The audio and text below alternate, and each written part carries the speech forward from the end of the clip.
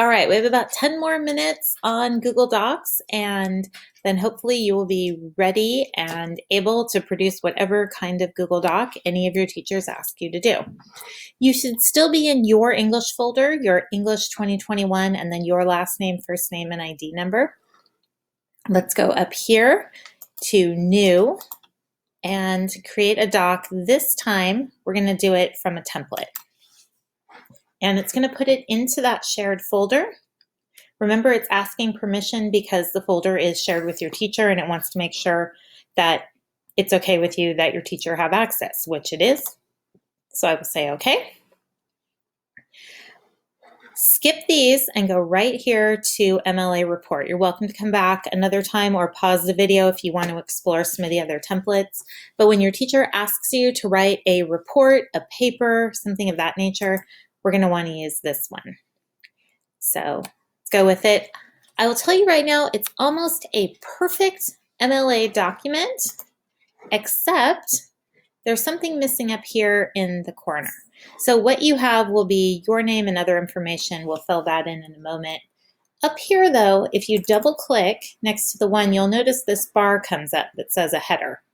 There's headers that are on top like your head and footers that are at the bottom like your feet. And you'll notice that this has a number 1 that's a little bit gray. If you scroll down a bit to the second page of this sample paper, there's a 2 and then of course a 3 on the next page, which is awesome. It's automatically numbering my pages for me. I like that. But to be in MLA format, I need to have my last name here.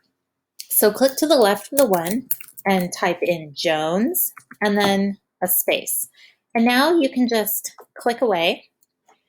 And if I go down to page 2, it says Jones page 2. And if I go to page 3, exactly what you'd expect.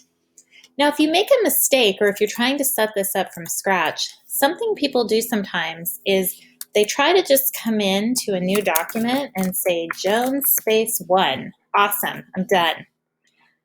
This header is going to repeat. So page 2 says Jones 1 and page 3 says Jones 1. And that's not what I want. I can click in on any page, get rid of that 1, go up to Insert.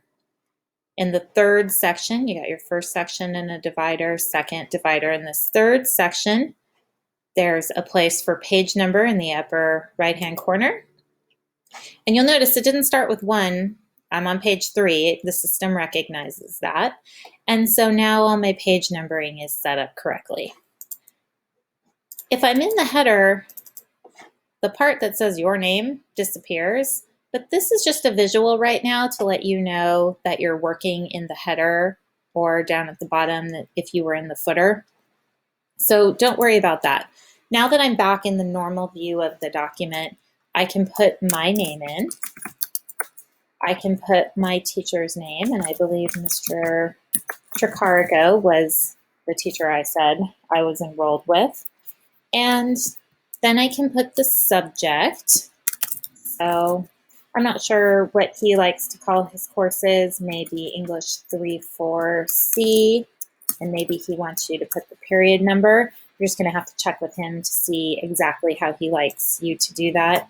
I like my juniors to put English 11C, so if you are enrolled with me, go ahead and put English 11C and then your period that you're in.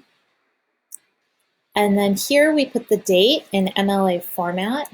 So today is 6 August and then 2020. Generally, we put the date that the paper is due. So check with your teacher and see what that would look like. Now you have a basic setup going through for what an MLA formatted paper should look like. We're going to leave this document just like this and give it a name. And now you're going to change it to my starting MLA template. Okay, and you can leave it just like that. It's going to go right into your folder with your name. If it's not where you want it to go, click on the move button and navigate to the correct folder. And you're good to go with this document. You can go ahead. You've completed your first task for templates. Now we're going to figure out what to do if we actually have an essay. So Mr. Chaparco has assigned me a paper. I'm going to go, I'll just close this and show you the whole routine. I'm going to go into Google Drive and go to my starred folder.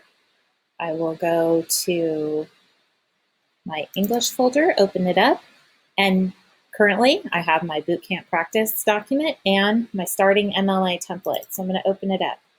And I do not want to start editing it yet, because if I do, that starting template will be gone. So go to File and then say Make a Copy, so that you will have your document ready to go. And now we're going to go ahead and give it a name.